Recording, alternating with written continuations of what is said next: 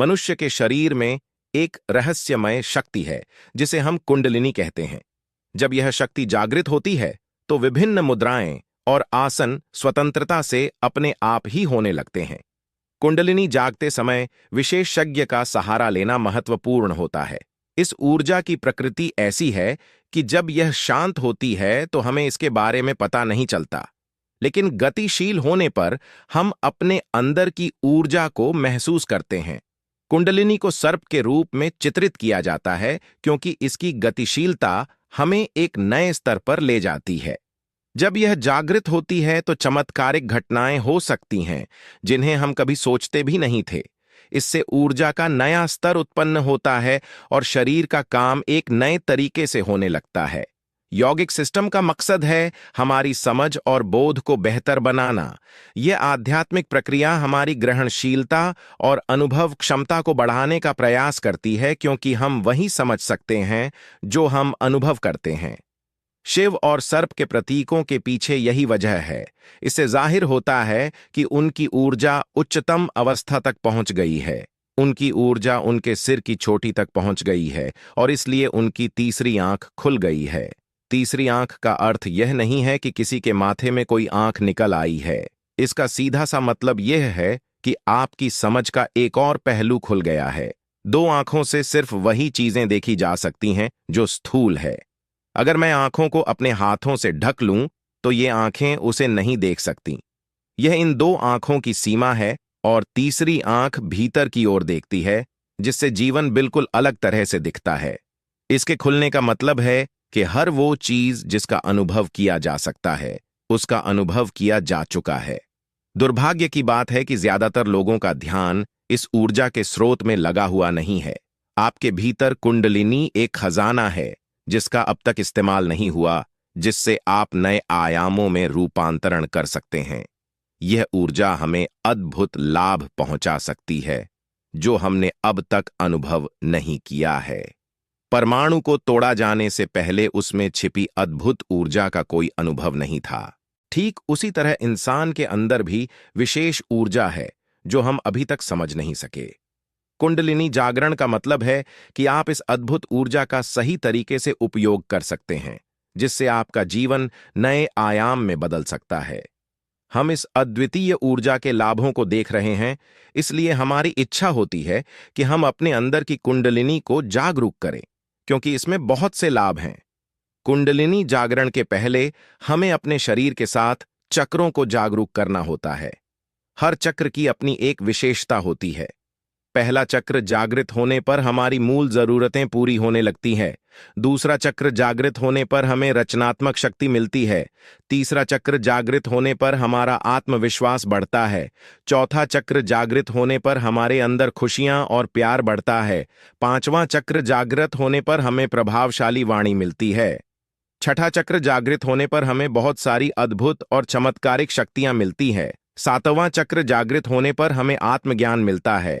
इसके साथ ही और भी कई चमत्कारी शक्तियां, जैसे कि किसी के मन की बात जान लेना, किसी भी वस्तु या व्यक्ति को छूकर उसका अतीत के बारे में जान लेना, होने वाली घटना का पहले से ही अनुमान हो जाना, दिव्य दृष्टि और मानसिक शक्ति प्राप्त हो जाना, अपनी अंतरात्मा से सीधा संपर्क होना आदि शक्तियां प्राप्त हो जाती है।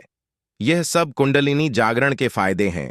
जो भी व्यक्ति अपने जीवन में कुंडलिनी जागरण से होने वाले लाभ से प्रभावित होकर अपनी कुंडलिनी जागृत करने के बारे में सोच रहे हैं, उन लोगों के लिए कुंडलिनी जागृत करने से होने वाले नुकसान के बारे में भी जानना बहुत जरूरी है। कुंडलिनी जागरण से होने वाले नुकसान के बारे में जाने बिना कुंडलिनी जागृत करना बहुत ही मुश्किल हो सकता है। हमारी कुंडलिनी मुसीबत के समय कुछ समय के लिए अपने आप ही जागृत हो जाती है और हमें मुसीबत से बाहर निकलने का रास्ता बताकर फिर से सुस्त अवस्था यानी सोई हुई अवस्था में लौट जाती है। यह क्रिया हमारे साथ कुदरती रूप से होती है, इसलिए अगर इसे किसी कुंडलिनी योग के विशेषज्ञ की देखरेख में न किया जाए तो कुंडलिनी को गैर कुदरती रूप से जागृत करना बहुत ही खतरनाक हो सकता है। अपनी कुंडलिनी जागृत करने से पहले हमें अपने आप को मानसिक रूप से पूरी तरह तैयार करना होता है। एक चरण को अच्छी तरह साधने के बाद ही अगले चरण की ओर बढ़ना चाहिए।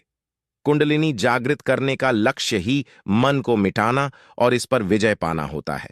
इसलिए इसमें एक समय ऐसा भी आता है जहां पर हमारा मन अपने आप ही विचारों से भर जाता है और कभी विचारों से खाली होने लगता है। बहुत कुछ मन में एक साथ आता है।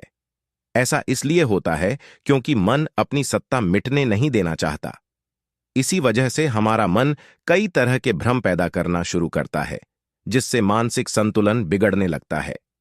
यदि साधना काल में साधक अपने विचारों को योग के जरिए समाप्त नहीं करता है, तब वह शक्ति फिर निम्न चक्रों में पतन की आशंका बनी रहती है।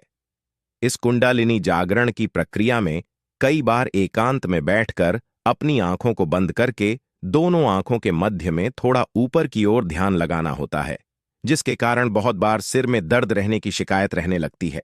इसलिए ऐसी प्रक्रिया कभी भी जबरदस्ती न करें, बल्कि अपना ध्यान पूर्ण रूप से एकाग्र करके शांत चित्त से ध्यान करना चाहिए। एक बार यह शक्ति जागृत होने के बाद साधक को निरंतर उसका अभ्यास करना चाहिए। बहुत कुछ सीखने और समझ जाने के बाद मन में कई तरह के भ्रम पैदा होने लगते हैं।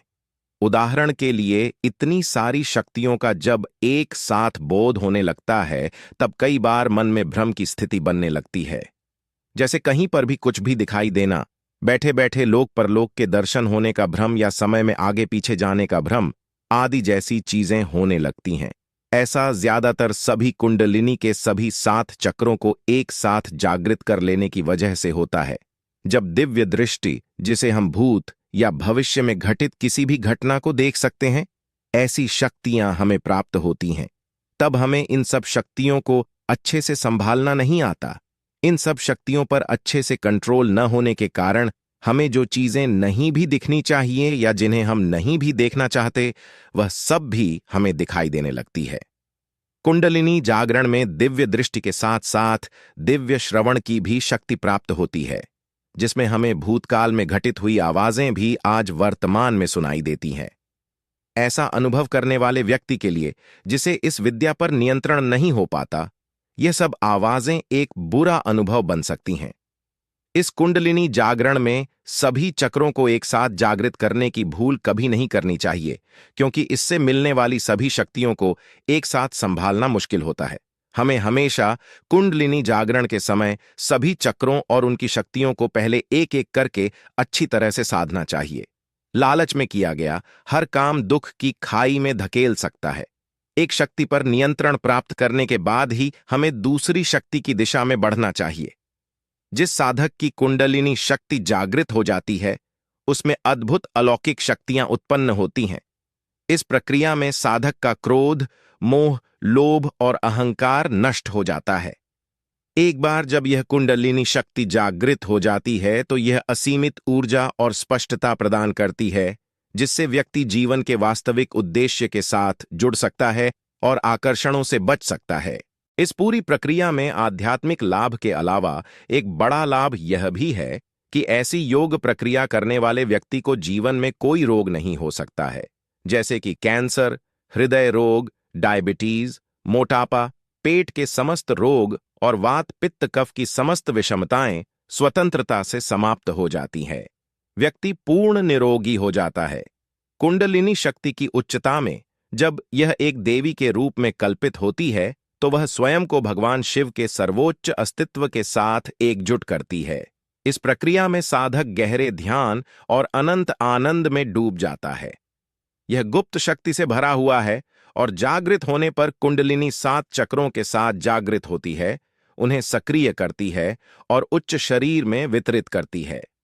बिना एक अनुभवी गुरु के कुंडलिनी का जागरण किसी को भी आगे नहीं ले जा सकता और यह दुरुपयोग के खतरों से भरा हो सकता है।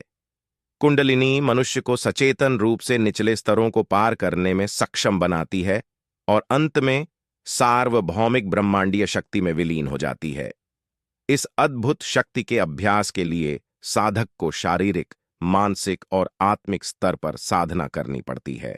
जप तप, व्रत उपवास, पूजा पाठ और योग इस प्रक्रिया में सहायक हो सकते हैं, जिससे अज्ञात, गुप्त और सोई शक्तियों का जागरण होता है। कुंडलिनी शक्ति का निवास रीढ़ की हड्डी के समानांतर स्थित 7 चक्रों में माना गया है। इसकी शक्ति के मूल तक पहुंचने के रास्ते में 7 दरवाजे हैं। सभी में ताले लगे हुए हैं। इन्हें खोलकर ही शक्ति के केंद्रों तक पहुंचा जा सकता है। माना जाता है कि इंसान अपनी कुंडलिनी को जागृत करने के बाद नामुमकिन को भी मुमकिन कर सकता है। हर जीव के शरीर में 7 कुंडलिनी होती है। इन्हें जागृत किए बगैर रिद्धि सिद्धि नहीं मिल सकती। मोक्ष का रास्ता भी कुंडलिनी से होकर ही जाता है। वह सबसे आखिरी दरवाजे पर मिलती है।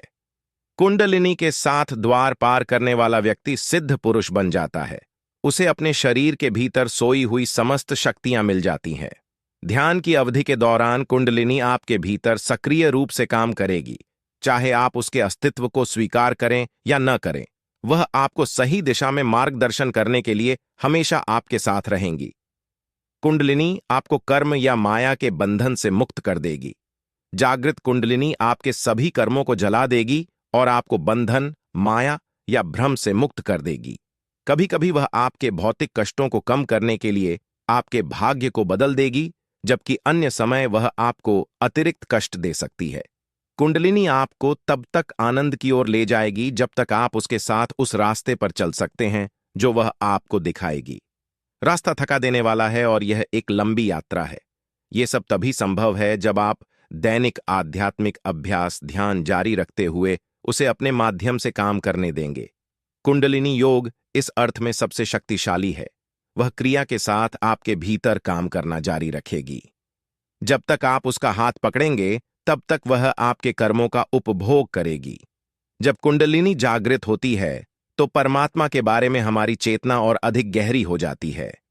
कुंडलिनी योग सिद्ध योग के अधिकांश अभ्यासियों को यह पता नहीं होता है कि कुंडलिनी ही उनकी मां है जो उन्हें परम आनंद की ओर ले जाएगी। यहां कुंडलिनी शक्ति के बारे में पूर्ण वास्तविकता है, जिसके बारे में अधिकांश सिद्ध योग अभ्यासकर्ताओं को कोई जानकारी नहीं है। यदि आप उसे अपना हाथ देते हैं तो कुंडलिनी आपको आपके अंतिम गंतव्य आनंद तक ले जाएगी। वह आपको एक अद्भुत यात्रा पर ले जाएगी। कभी कभी वह आपको जंगल के रास्ते ले जाएंगी और कभी कभी वह बस सो रही होगी। कभी सफर खूबसूरत होगा तो कभी डरावना, लेकिन वह यह सुनिश्चित करती है कि आप ईश्वर को प्राप्त कर लेंगे, यदि आप इतनी लंबी यात्रा कर सकें।